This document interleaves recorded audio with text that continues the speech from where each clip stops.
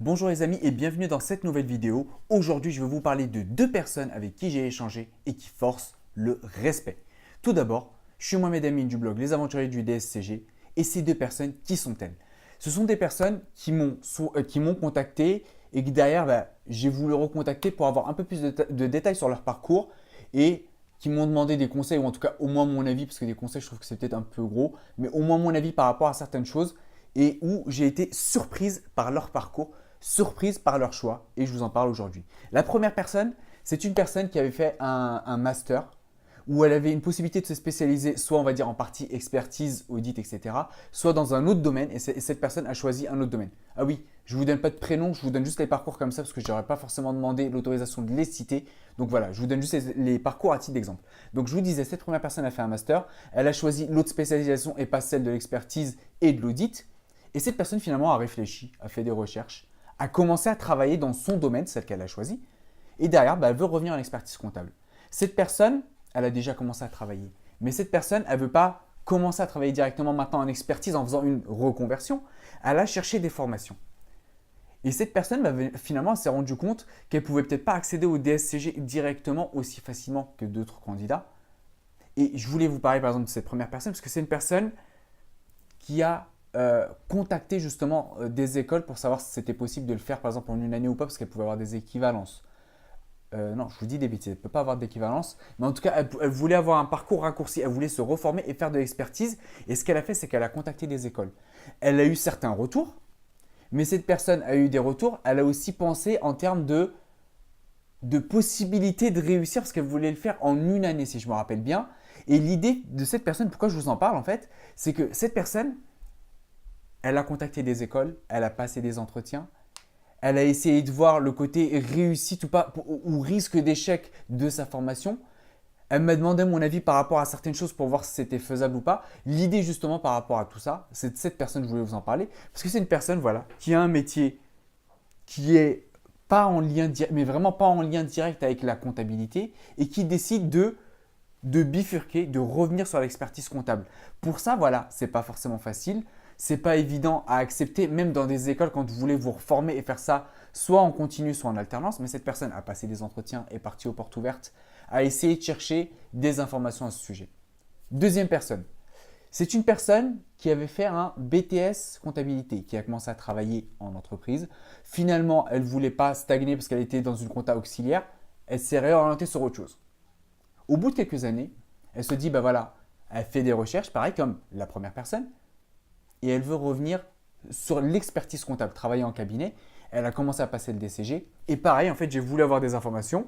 Et là, cette personne-là, voilà, elle se fixe une stratégie pour réussir le DCG, passer le DCG et faire l'expertise. Et son objectif, clairement, c'est quoi?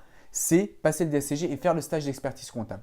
Cette personne elle n'a pas du tout travaillé en cabinet et s'est réorientée à un moment, mais elle veut le faire. Et quand j'ai parlé avec ces deux personnes, ce qui est surprenant, mais ce qui force le respect, c'est que ce sont des personnes qui veulent vraiment faire ça, qui sont documentées, qui sont informées, qui ont fait des recherches et qui testent quand même. Qui testent, pour la première personne, comme je vous l'ai dit, elle a essayé de verrouiller au maximum le risque en passant des entretiens pour voir si elle était acceptée ou pas. Elle a essayé de s'informer pour voir si c'était faisable ou pas, par exemple, en une année. Pour la deuxième personne, elle sait qu'elle va beaucoup travailler en termes d'activité professionnelle et donc elle est prête à le faire, mais elle va tenter le coup.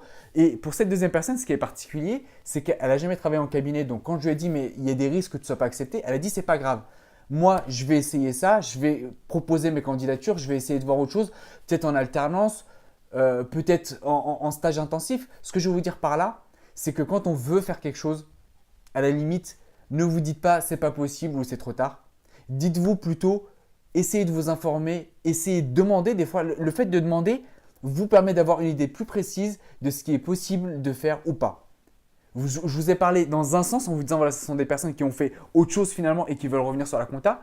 Mais j'ai envie de vous dire, à vous qui regardez cette vidéo, peut-être que vous êtes en compta, peut-être que vous avez voulu passer le DSCG ou peut-être que vous l'avez même, et finalement vous vous retrouvez peut-être plus forcément dans ce métier-là. Posez-vous cette question. Au lieu de rester prisonnier de vos vies, au lieu de subir ce métier où finalement vous allez peut-être passer encore plusieurs années, plusieurs dizaines d'années, posez-vous cette question. Est-ce qu'il n'y a pas moyen de se réorienter sur quelque chose qui vous plairait beaucoup plus? Se réorienter, ça ne veut pas dire forcément tout plaquer d'un coup, se dire maintenant voilà, je me pose, j'arrête ce métier, je réfléchis. Non, c'est sur vos heures, sur votre temps libre, cherchez ce qui vous plaît vraiment. Cherchez s'il y a des formations qui existent. Cherchez s'il y a moyen de travailler dessus directement ou pas.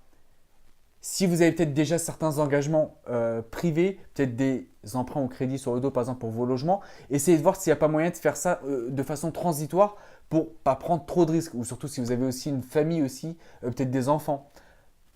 Tout ça pour vous dire quoi? Au lieu d'être dans le regret, au lieu d'être dans le côté et se dire, dans ce côté de dire voilà, c'est pas grave, je suis déjà en DSCG ou je suis déjà en comptabilité, ça me plaît pas. Bon, j'attends encore peut-être 10-15 ans à passer, puis on verra. Voilà, dites-vous, qu'est-ce que vous pourriez faire qui pourrait vous plaire et surtout chercher des solutions pour le faire, même si vous ne le réalisez pas tout de suite, c'est dans 2, 3, 4, 5 ans. Si vous le faites dans 5 ans, c'est quand même mieux que la personne qui ne le fait pas et qui finalement est peut-être contrainte de s'arrêter à un moment pour des raisons X ou Y.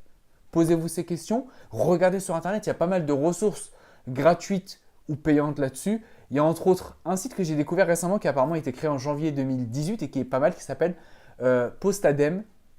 Alors, je ne vous dis pas forcément de poser votre démission, mais regardez voilà, par rapport à ces conseils, par rapport à tous ces sites qui vous proposent de vous reconvertir. Il y a aussi un autre site, pareil, que je vous mettrai en description par rapport au lien ou en commentaire sur LinkedIn, qui s'appelle Switch Collective, ou qui, pareil, parle d'un constat qui est l'engagement des salariés dans leur entreprise est très faible. C'est souvent quand ils ont sondé des salariés pour voir s'ils étaient engagés ou pas dans leur société ou s'ils font ça juste par défaut. 95% d'entre eux, si je me rappelle bien du chiffre, mais ça sera validé, ou en tout cas plus de 70% ne sont pas engagés. Ce qui veut dire qu'il y a la majorité des personnes qui n'ont pas trouvé de sens à leur travail, qui le font par défaut, mais qui ne cherchent pas à se réorienter ou peut-être à redonner sens juste dans ce métier-là, à refaire des choses qui leur plaisent. Tout ça pour vous dire, informez-vous, si vous subissez votre métier, il n'est jamais trop tard, même si jamais vous voulez changer. Même si ça prend du temps et souvent ça prendra un peu de temps, mieux vaut agir, retrouver un peu sens à la vie, retrouver du dynamisme que de faire les choses en les subissant. Voilà pour la vidéo d'aujourd'hui. Je vous mets en lien en description. Regardez les vidéos, les articles, informez-vous si ça ne vous plaît pas. Et puis je vous dis, tentez les choses comme ces deux personnes qui eux sont parties de autre chose pour revenir sur la compta et peut-être que vous regardez cette vidéo et vous voulez le faire. N'hésitez pas, voilà, la seule chose qui compte, c'est vous documenter, vous informer, demander, voir ce qui est possible de faire et surtout enclencher à un moment des choses. Vaut mieux faire certaines choses et revenir. Alors, dans la compta, en cabinet, par exemple, je sais qu'il y a quand même pas mal de débouchés. Il y a pas mal encore de postes à pourvoir, même si vous partez et que vous revenez. Tant que ce n'est pas dans 10 ans, ça peut être dans 3-4 mois parce que vous avez testé quelque chose et ça ne marche pas. Vous pourrez revenir et souvent, il n'y a pas de souci parce qu'il y a quand même pas mal d'offres d'emploi qui tournent et où vous avez quand même une facilité à trouver du boulot. Surtout si vous avez déjà de l'expérience parce que vous êtes déjà en poste et que vous pouvez en fait toujours faire marche arrière et corriger les choses. Tout ça pour vous dire, osez faire les choses. J'y arrive même plus. Osez faire les choses. Il y a pas mal de sites qui vous proposent des articles, des conseils. Moi, je vous parle que de 2 sites qui me plaisent vraiment. Que je dis qui me plaisent vraiment.